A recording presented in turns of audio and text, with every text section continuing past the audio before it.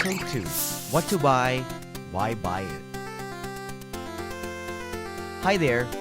Sa previous episode, tinuro namin kung paano nagwo-work ang stock market at paano ka posibleng kumita dito.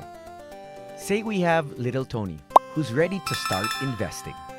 The first question they think of is, what do I buy?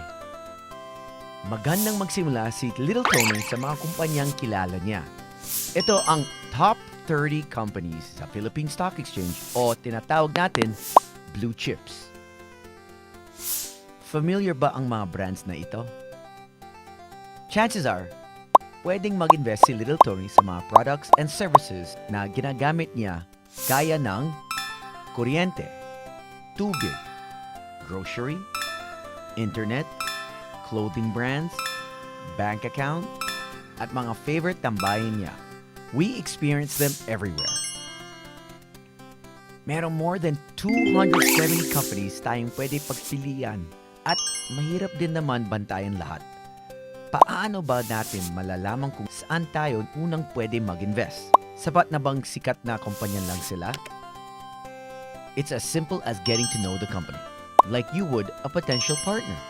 Bago mag-invest si little Toni ng oras at pera niya sa potential partner niya, importanteng makilala niya muna ito ng mabuti.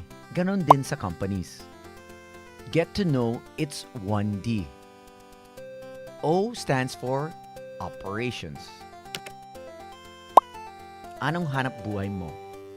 Hindi mo kailangan ng educational background sa business, finance, or economics para malaman ito.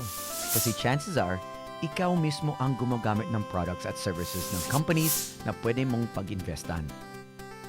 It's a good idea to invest in businesses that make sense to you.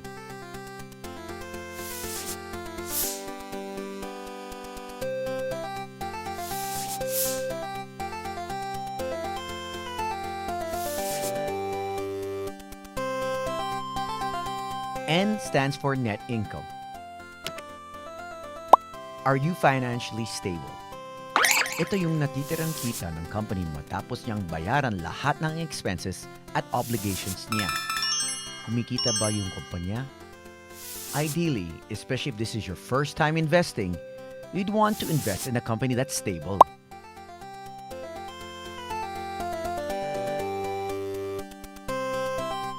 E stands for expansion. Anong pangarap mo? Remember, bumibili ka ng stock ng company ngayon para maibenta ito ng mas mataas sa future. Kapag bumili ka ng stock na may halagang 5 pesos, what will make it worth 10, 20, 50, or even 200 pesos in the future? Chances are, kapag nag-expand ang business, dumadami din ang kita nito at tataas din ang presyo ng stock. Let's take advantage of social media to keep up with the company's plans. As a shortcut, you may follow @2Trade Asia on Twitter para masundan nyo ang mga mabilisang balita tungkol sa stocks. Sa pin post, makikita nyo ang isang Twitter trick kung saan pwede nyong i-filter ang mga balita per company or per keyword.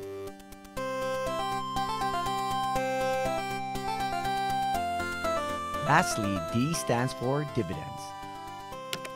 Or yung share mo sa kinikita ng company. Hindi lahat nakakapagbigay ng dividends consistently dahil maaaring gamitin ng company yung kinita nila to expand or grow their business. So bonus ang dividends kung meron. What we just did is called fundamental analysis. Simplified. Sa continuation video nito, we'll share with you some simple investing strategies na pwede mo nang gamitin